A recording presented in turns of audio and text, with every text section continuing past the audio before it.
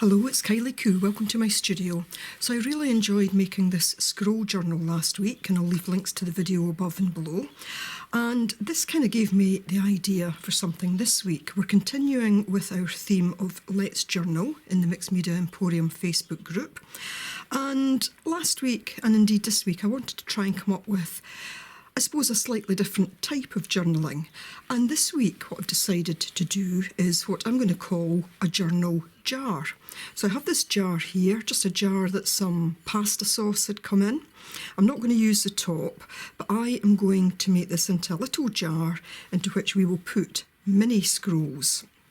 And the idea is that, you know, on any given day, if there's something nice that you'd like to record, that would be written down onto a mini scroll, would go into the jar, and at some point in the future, if it was a day you wanted to cheer yourself up or just to remember some nice things, you could dip into your jar, pull something out, and just a little bit of a different way to display, I suppose, journaling. So I've got a jar.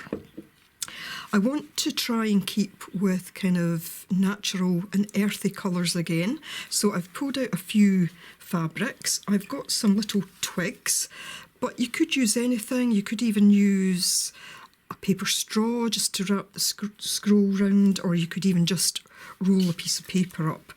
I've got some paper that will do the writing on. This is going to be the kind of main part of my scroll. Now, this was an old tote bag. I think this came from Hobbycraft, where at the time, rather than getting plastic bags, you could buy one of these, and I have just used it over the years, taking different bits of it. And I've got some other fabrics that I might use, some kind of ribbon type things. Oh, now I might use some beads, but the other thing I will use, and those are just paper bags I'm recycling that I might use for writing on, is I decided to make some, I suppose, talisman. Now, I'm just going to, I had to make these earlier in the week, so I'm going to insert the video of me making these. And I thought these would just sit nicely on the jar. Now, I probably should have bent this over the jar so it would go right round. But I had made some smaller ones as well, so I'll see what's the best way to do it. So I'm going to insert the bit that I made these, a bit of film making these, then I'll go into editing mode with that and tell you about how I made them, and we'll get on with decorating the jar and making the mini scrolls. As I say, you could simply use paper, a recycled jar, and pop them in. Lots of different ways to do this, so I hope you enjoy. So to make my talisman, I use this Das air dry clay, and I'm using the terracotta one. You can also get it in white. Just put some gloves on for this. It is dermalogically tested, so not necessary, but as you see, there can be a fair bit of colour comes off it. So I'd basically just cut a piece off the big block and just started to knead it. Now, I do add just a little bit of water to make it more pliable. I then flattened out 2 rounds, and I used those little bits left over to make 4 runes, just 2 kind of oblong and 2 circular. Now, I'm not too worried about these being a perfect shape, and indeed, if anything, I want them to be imperfect. I want them to look old and aged. So just flattening them out a bit more. And all I do is to take a bottle top, I press that in, and it just gives a nice impression, and it makes it kind of look sun-like. So there you can see it. So I'd pressed that in, and then just did a couple of other designs, just poked little holes in it, and I also poked some holes top and bottom that I will be able to thread some wire through. And I really like the way that these turned out. And here are the little runes that I made, and I just used an awl just to scrape the markings into them. Now, I actually left the clay to dry a few days. Meantime, I'm taking this gold lustre. I tried the green, I didn't like it on top of the terracotta, so I'm now just using the gold lustre, and it's just to give a bit of shine to the clay. They're very dry at this point. You do need to watch that if you're doing anything, you don't make them too wet because it does soften them again.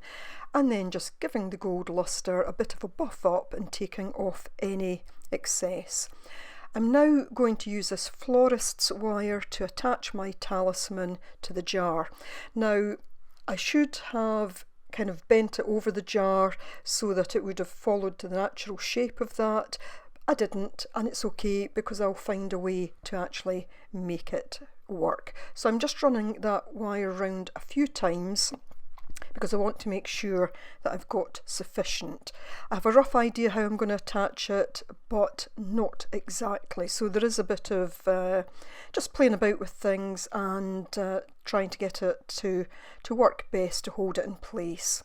I end up cutting the wire in two, and what I'm going to do is, fortunately, the holes that I'd made in the talisman are big enough that I can get the two threads of wire through. I'm just looking there to decide which one I actually want to use. I knew I would probably only need one for this project, one talisman, but decided to make two because, well, sometimes I can be a little bit clumsy and I knock things off my work table, and I thought if one breaks then I'm left with not having any because it takes so long for it to dry. The other thing I do when I'm drying clay like this out is I leave it on a piece of kind of greaseproof paper, deli paper, something of that sort, baking paper, and I just keep turning them over so that each side lets the air get at it, and I find that that's the best way to get them dry, and I just let them dry naturally. I don't put it into the oven or anything like that. So I'm threading the wire through, two wires through two of the side holes from the back, and you can see that there will be a gap. So what I'm going to do is I'm going to put a large bead either side, and I'll just thread that through one wire. And I went for kind of natural coloured beads as well, just wanted everything to kind of have that natural earthy look about it. So I've got that bead as tight up as I can to the talisman, and all I'm going to do is to take the two wires and wrap them round each other, which will then secure the bead in place.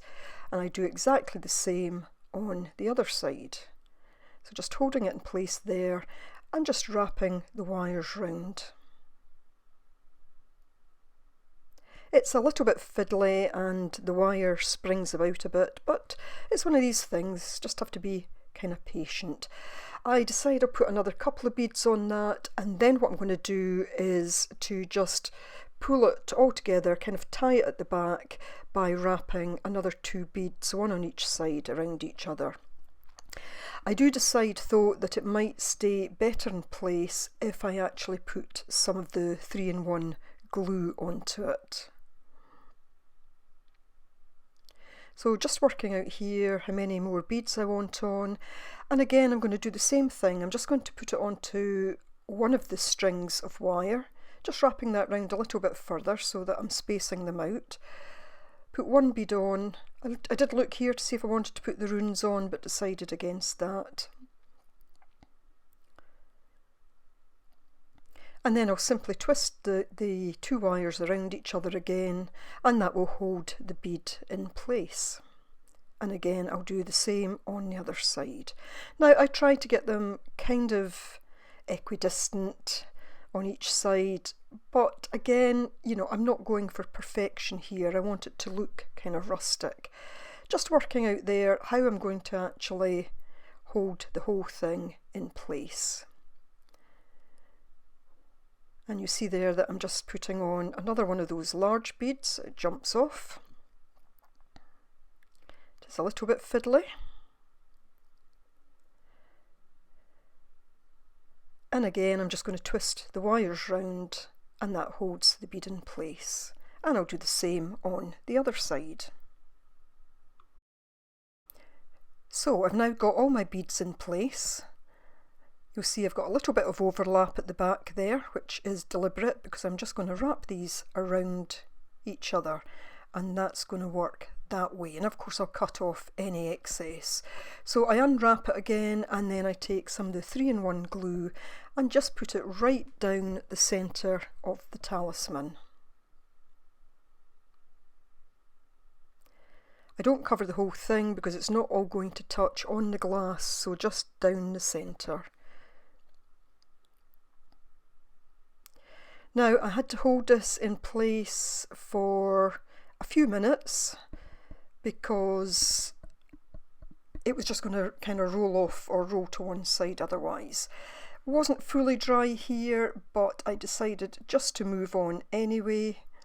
And sorry, this was a little bit difficult to do one-handed while filming as well, but you can see that I'm just wrapping those round, and that actually helped pull the talisman in close to the jar and helped it set in place with the glue.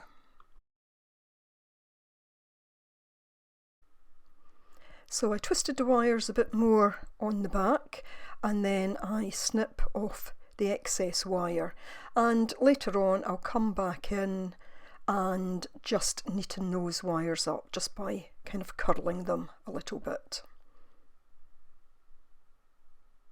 So I'm now going to my fabric, and I'm just going to roughly measure the lengths that I need.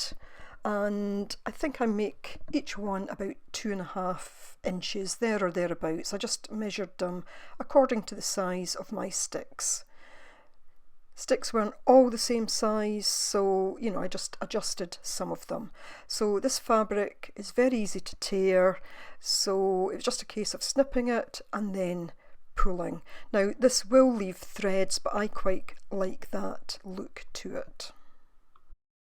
So I've got my lengths, and I just start to wrap one around one of my sticks, one of my twigs, just so I can see roughly what length I want to make them, and then I just cut my longer strips down and into size, and again just quite roughly. At this point I just go back to my jar. Everything feels secure, so I just now use these little pliers just to curl the ends of those wires so that they won't be jaggy. Now it's a case of cutting my paper to go onto the scrolls, and again I'm just going to tear these down very roughly. And now it's a case of assembling my little scrolls. Now I decide that I am not going to glue the entire piece of paper down.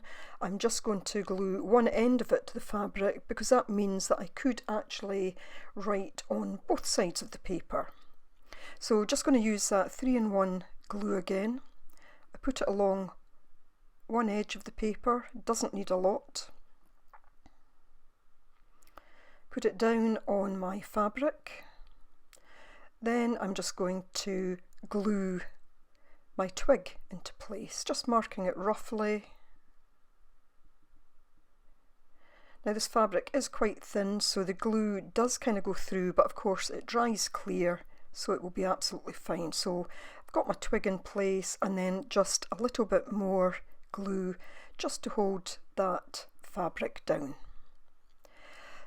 Now I'm going to go back to the jar while my little scrolls dry. I've looked out these beads, again keeping them in those sort of natural colours, and what I want to do is to put something around the top of the jar, so just quickly measuring a piece of wire. Now I have to say I played about with this for quite a while because I couldn't quite get it the way I wanted it.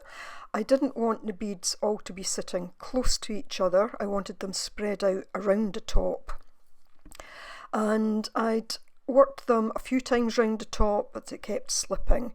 So in the end, what I did, just showing you there that I want that to go round, but I don't even want them as close as that. So in the end I did the kind of 2-wire thing as I did around with the talisman, holding it in place.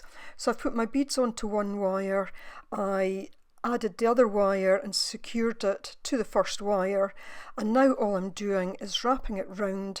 Sometimes I take one bead, sometimes I take 2 beads together, just move them along my wire, just take the other wire, and I just keep twisting it round.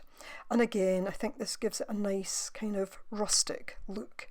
I work that all the way to the end.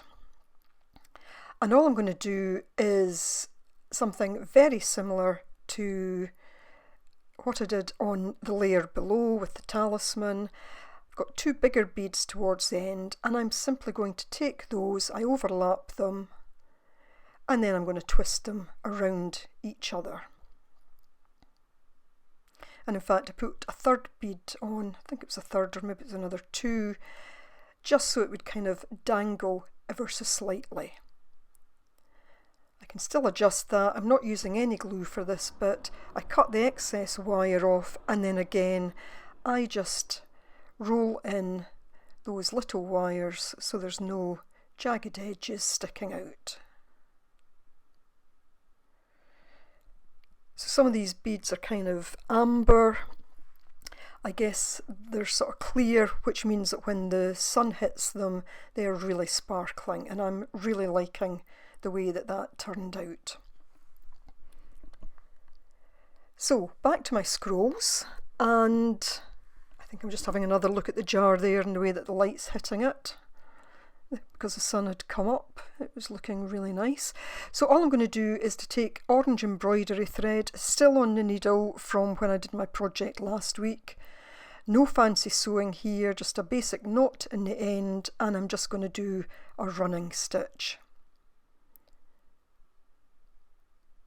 Just following the line of the twig. Nothing fancy at all, and just taking that all the way along to the end, and I just knot it at the end again. So there you see, I can write on either side of the paper, or I could actually attach more pieces of paper to the top. Any very loose threads, I just cut them off. Now these could be wrapped in different ways. Could take simply a piece of embroidery floss and tie it round. I quite like that. You could make a lot of these, keep them in your jar, but then distinguish them, you know, the ones that you've written on, by using perhaps a different type of fabric or a particular colour of fabric, so that you know that those are the ones that are written on. Or of course you could just keep a little supply at the side and just add them to the jar when they've been journaled on.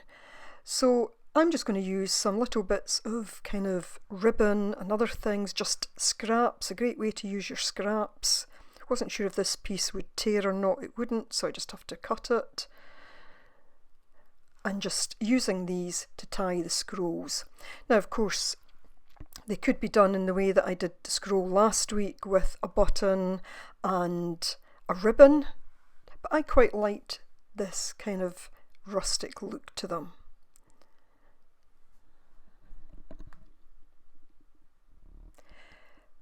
You could even wrap wire round. So here we are with the finished article. I have my journal jar. What I'm going to do, I like to collect pebbles, shells, that kind of thing. So I'm just going to take a few of my little stones that I love. I've got one here that's heart-shaped.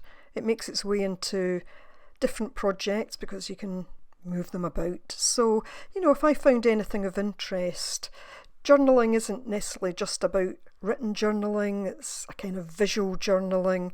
So I'm going to add some of my little stones to the jar and make this interesting. Even a few more beads that kind of go with the colours here.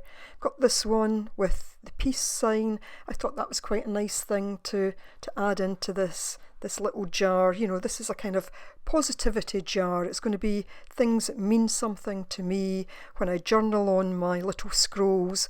It's going to be nice things. It could be quotes, even if you come across a nice quote, something like that would be good. And then all my little pieces can be popped in. Now, I've shown before I collect the feathers from my feathered friends around the garden when they leave them. They could be added into the scroll. But then it's a case of just filling it up, and I think that's going to look lovely displayed in my studio, or even sitting on a bookshelf. I love the way that the light hits it, and yeah, I think I will put it somewhere where the light's going to catch it. So I do hope you've enjoyed this project. I'll leave a link to Nina's video below, and thank you so much for watching, and I hope to see you again next time.